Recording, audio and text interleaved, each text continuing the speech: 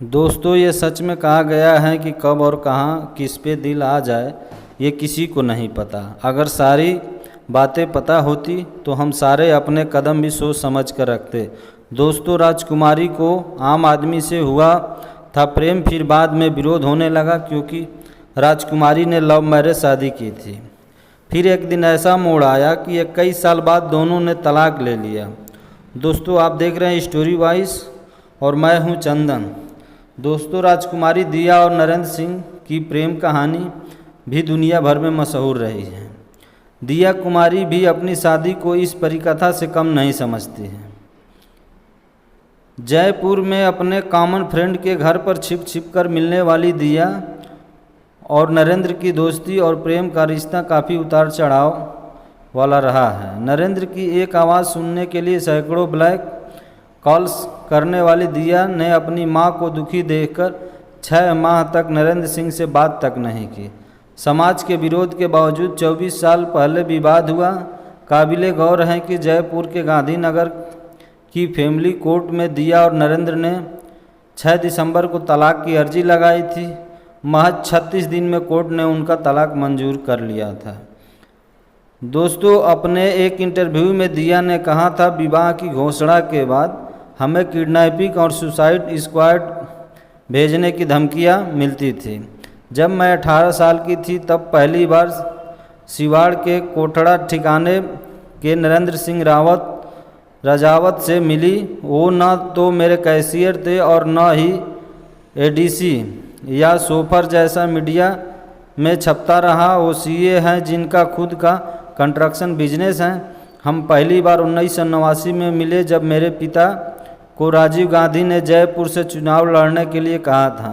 नरेंद्र सिंह के पिता ठाबुत सिंह सवाई माधोपुर ठिकाने से हैं। उनके पिता की कैंपेनिंग में मदद की थी।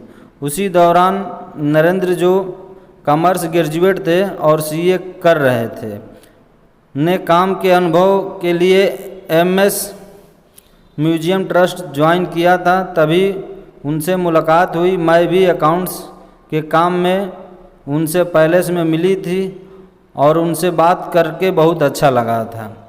उनकी सादगी और केयरिंग नेचर दिल को छू गया। हालांकि यह पहली नज़र में प्यार जैसा नहीं था। 3 महीने बाद जब वो वहाँ से गए तब लगा कि उनसे फिर मिलना चाहिए। ऐसे में हम दोस्त बने। जब भी वो जयपुर आते हम एक कॉमन फ्रेंड के यहाँ मिलते। जब मैं पेरेंट्स के साथ विदेश यात्रा पर गई तब पहली बार लगा कि मैं उनके बिना नहीं रह सकती। तब एहसास हुआ कि यह फीलिंग्स दोस्ती से कुछ ज़्यादा थी। माँ से शेयर किया तो वो सकते में आ गई और चाहती थी कि हमारे जैसे शाही परिवार में ही मेरी शादी हो। उन्हें यकीन था कि मैं इन फीलिंग्स से बाहर आ जाऊंगी, इसलिए पिता को नहीं बताया। उसके बाद हम जयपुर से बाहर अक्सर दिल्ली में मिलने लगे। नरेंद्र के पेरेंट्स को भी जब इस रिश्ते की खबर हुई तो वो नाराज़ हुए। इकलौती बेटी थी, इसलिए माँ को दुखी देखकर मैं खुद को कसूरवार मानने लगी और 5-6 महीनों तक नरेंद्र से दूरी बना ली। वो वक्त मेरी ज़िंदगी का सबसे बुरा दौर था। मैं उनकी आवाज़ सुनने के लिए ब्लैक कॉल्स भी करती थी, लेकिन एक दिन फ़ोन पर बात कर ली। पेरेंट्स को बिना बताए शादी कर ली क्योंकि वो अब भी सोच रहे थे कि मैं इससे बाहर निकल जाऊंगी। 6 साल के साथ के बाद 1994 में आर्य समाज शादी कर ली। फिर कोर्ट में रजिस्ट्रेशन कराया, यह सोचकर कि बाद में पेरेंट्स को बता देंगे। लेकिन इससे पहले कि मैं कुछ बता पाती, ब्रुनोई में हाई कमिश्नर की पोस्टिंग पर तैनात पिता के स्ट्रोक में आ गया। माँ और मुझे उन्हें लेकर इलाज के लिए सिंगापुर जाना पड़ा। जब वो ठीक होकर भारत लौटे तो मैंने दोनों को अपने फैसले के बारे में बता दिया, लेकिन 2 सालों तक यह नहीं बताया कि हमारी शादी हो चुकी है। नवंबर 1996 में आखिर माँ को बता दिया और नरेंद्र ने अपने पेरेंट्स को।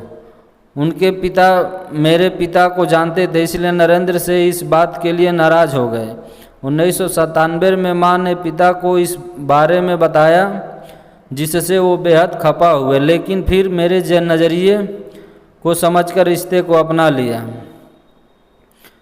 सार्वजनिक तौर पर अगस्त 1997 में हमारा विवाह और रिसेप्शन हुआ। विवाह की घोषणा के बाद से ही धमकियाँ का सिलसिला शुरू हो गया। किडनैपिंग और सुसाइड स्क्वाड भेजने और धमकियाँ भी मिली। राजपूत कम्युनिटी में इंटरकास्ट और सगोत्र शादियाँ होती रही हैं, फिर भी समाज के ठेकेदारों को हमारी शादी से एतराज़ था। माँ के आगे शर्त रखी गई कि यह शादी हुई तो इस्लाम अपनाना होगा। वहीं 2015 में एक दूसरी मैगजीन को दिए इंटरव्यू में दिया ने बताया था कि सभी रिश्तेदारों को लगता था कि मेरी शादी किसी महाराजा से होगी, लेकिन मैं सिर्फ अच्छे इंसान से शादी करना चाहती थी, ओहदे से नहीं। कहा जाता है कि दिया की इस पसंद की वजह से ब्रिगेडियर भवानी सिंह ने राजपूत सभा के अध्यक्ष का पद छोड़ दिया था और समाज से दूरी बना ली थी, क्योंकि राजपूत समाज दिया के इस कदम से नाराज़ था। 2008 में दिया कुमारी ने एक इंटरव्यू में बताया कि उनकी परवरिश दूसरी राजकुमारियों जैसी नहीं हुई, बल्कि एक आम भावनात्मक इंसान की तरह हुई। शादी का मुद्दा निजी है और उससे किसी दूसरे को फर्क नहीं पड़ना चाहिए। न ही मैं समाज में धमकियों से डरी और न ही कमज़ोर पड़ी। मैं सिर्फ 16 साल की थी तब जब एक शाही परिवार का रिश्ता आया, लेकिन मेरे माता पिता ने यह कहकर मना कर दिया कि मैं मंगनी के लिए छोटी हूँ। दोस्तों, आप सभी को हमारी वीडियो कैसी लगी? अगर अच्छी लगी है तो हमारे चैनल को ज़रूर सब्सक्राइब कीजिएगा और लाइक भी कर दीजिएगा। कमेंट में करके ज़रूर बताइएगा कि आप सभी को हमारी वीडियो कैसी लगी है।